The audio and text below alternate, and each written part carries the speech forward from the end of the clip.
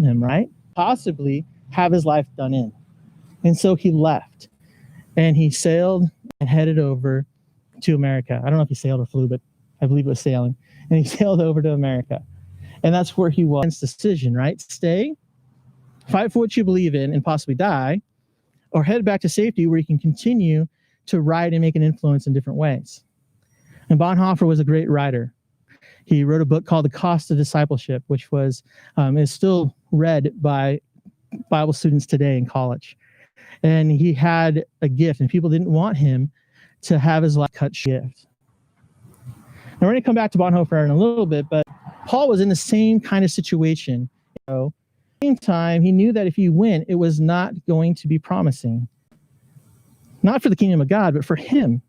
It was not going to be promising for him. We read last week in chapter 20, verse 23, verse 22, it says, "And now compelled by the Spirit, I'm going to warns me that prison and hardship are facing me." Now, we talked about doing the will of God. And it's easy. Things that come from it are good. The will of God, believers.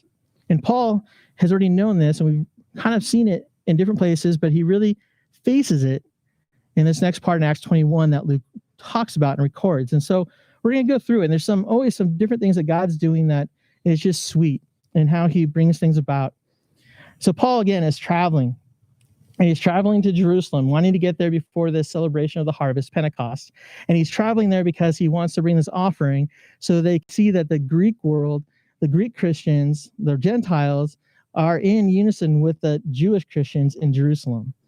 And because there's been a lot of racial divide there. It's funny, we have racial divide today, and it's something that, but he also knew that he was called to go there. And so he heads there.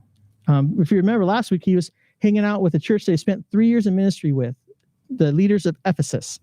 And it says in verse 1, after we had torn ourselves away from them, and sailed straight to Cos. And when I just want to stop there, because it's really easy to pass over that word torn, it was hard for him to leave. He was in a place where ministry